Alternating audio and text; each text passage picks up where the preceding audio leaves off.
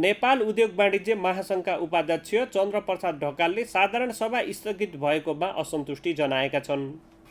शुक्रबार काठमाडौँमा एक कार्यक्रमको आयोजना गरी वरिष्ठ उपाध्यक्षका प्रत्याशी समेत रहेका ढकालले कार्य समितिको बैठकको अधिकार मिचेर पदाधिकारीको आकस्मिक बैठकबाट निर्वाचनलाई अनिश्चितकालका लागि धकेलेको भन्दै असन्तुष्टि जनाएका हुन्।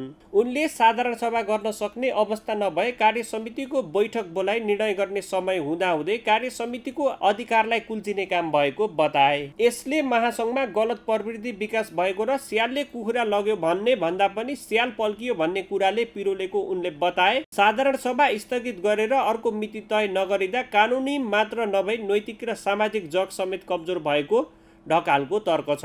उनले 5.5 दशक पुरानो संस्था इतिहासमै कमजोर भएको टिप्पणी समेत गरेका छन्। मैले के मात्रै चाहिँ भनेको भने उद्योग वाणिज्य महासङ्घको जुन एउटा चाहिँ विधान अनुसार चाहिँ चल्नुपर्छ भन्ने कुरा मात्रै मैले चाहिँ राखेको चाहिँ चैतमा हामीले साधारण सभा गर्न नसकेपछि लकडाउनकै बिचमा चाहिँ वास्तवमा हामीले चाहिँ निर्णय गरेर साधारण सभा चाहिँ साउन 26 र 27 गते लागि चाहिँ तोकेको चाहिँ थियौँ। हिजो महासङ्घका पदाधिकारीको आकस्मिक बैठक राखेर साधारण सभालाई अनिश्चित समयसम्मका लागि धकेल्ने काम भयो। जुन म यहाँ चाहिँ साथीहरूलाई के पनि भन्न चाहन्छु भने इभन 12 घण्टाको चाहिँ नोटिसमा जुन हाम्रा चाहिँ कतिपय पदाधिकारी साथीहरू काठमाडौँ बाहिर हुनुहुन्थ्यो, उहाँलाई त्यो मिटिङमा आउने चाहिँ समय पनि चाहिँ भन्नाले चाहिँ नपुगेको चाहिँ अवस्था चाहिँ भयो। त्यस्तो छोटो समयमा राखेर हताशमा चाहिँ पदाधिकारीको चाहिँ मिटिङ राखेर यो निर्णय चाहिँ भएको चाहिँ अवस्था चाहिँ छ। त्यसमा मलाई केही विषय दुःख पनि लागेको चाहिँ छ। जस्तो हामीले साधारण सभाको मिति कार्य समितिको बैठकबाट चाहिँ निर्धारण गरेका चाहिँ थियौँ, जबकि हामीसँग फेरि कार्य समिति बैठक बोलाउनका लागि प्रशस्तै चाहिँ समय चाहिँ थियो र कार्य समितिको अधिकारलाई हामीले कुल्चिने काम गऱ्यौँ। यो अत्यन्तै दुःखद कुरा हो। यसले महासङ्घमा गलत प्रवृत्तिको चाहिँ विकास भएको छ।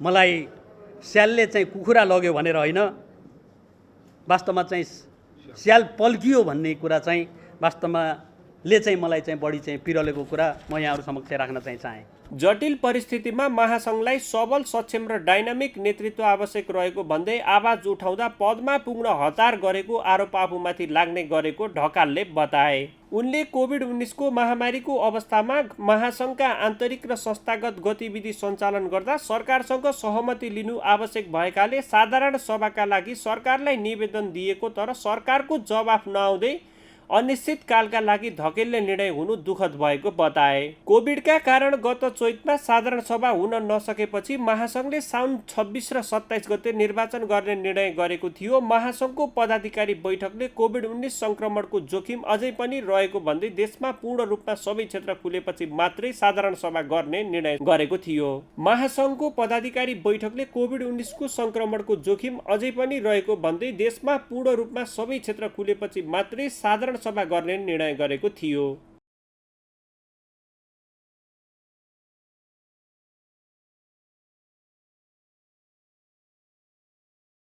कोरोनाकै बीच व्यवसायी चन्द्र ढकालले तामझामका साथ उद्योग वाणिज्य महासङ्घको वरिष्ठ उपाध्यक्षको पदका लागि उम्मेदवारी घोषणा गरेका छन्।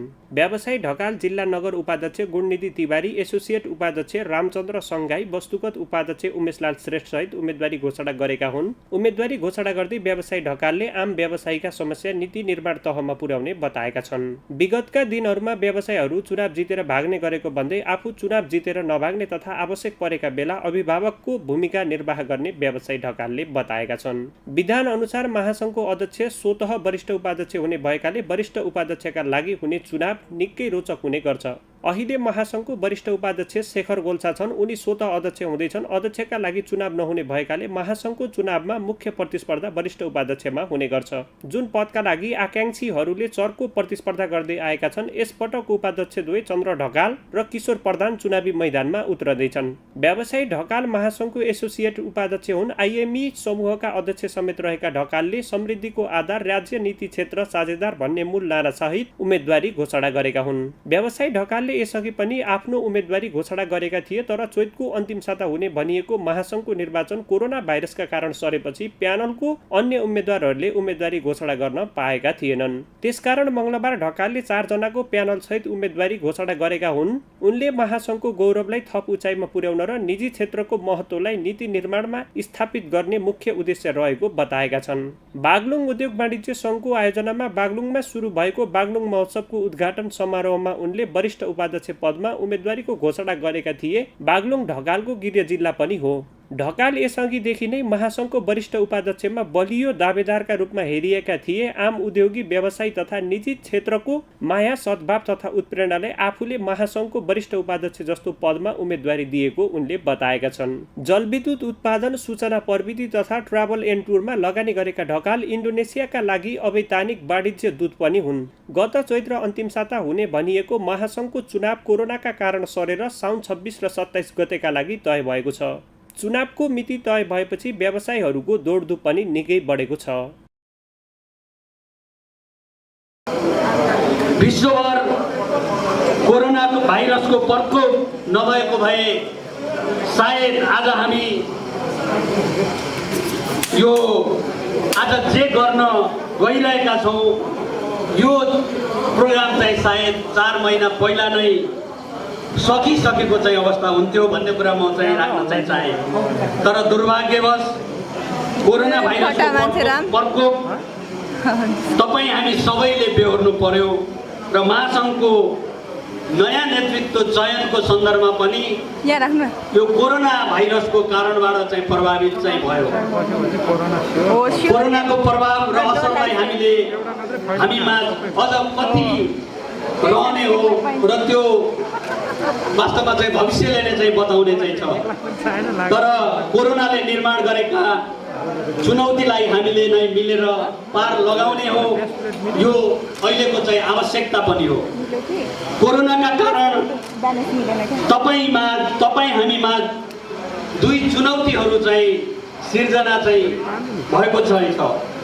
त्यसमध्ये एउटा स्वास्थ्य सम्बन्धी चाहिँ चुनौती चाहिँ हो भने दोस्रो चाहिँ आर्थिक चुनौती चाहिँ हो।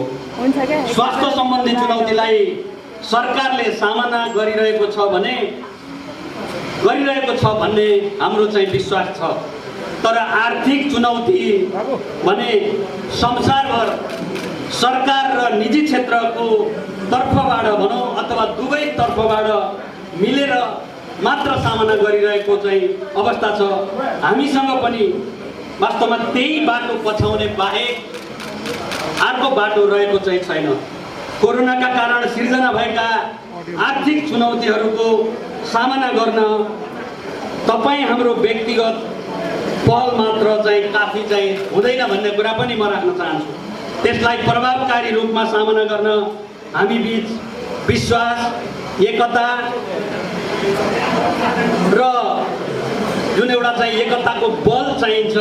वास्तवमा हाम्रो सौभाग्य भन्नुपर्छ आज नेपाल उद्योग वाणिज्य महासङ्घको रूपमा हाम्रा पुर्खाहरूले हामीलाई नेपालको सबैभन्दा सशक्त फोरमको रूपमा वास्तवमा चाहिँ यो बल प्रदान गर्नको लागि यो उपहार वास्तवमा चाहिँ प्रदान गरेको चाहिँ अवस्था चाहिँ छ। त्यो फोरममा नयाँ विश्व सिर्जना गर्न, त्यसमा एकता पैदा गर्न, त्यसलाई एउटा बलका रूपमा अगाडि बढाउन हामीसँग नेपाल उद्योग वाणिज्य महासङ्घको नेतृत्व चयन गर्ने चाहिँ अवसर पनि यही बेला चाहिँ आएको चाहिँ छ। तपाईँहरूको शुभेच्छा, आग्रह र प्रभावलाई विनम्रतापूर्वक स्वीकार गर्दै मैले नेपाल उद्योग वाणिज्य महासङ्घको आसन्न निर्वाचनमा वरिष्ठ उपाध्यक्षको उम्मेदवारको रूपमा 4 महिना अघि नै औपचारिक रूपमा घोषणा गरिसकेको चाहिँ छु। तर मेरो उम्मेदवारी मात्रै त्यसको पूर्णता होइन, त्यसलाई अघि बढाउन एउटा विश्वासिलो टिमको जरुरत पर्दछ।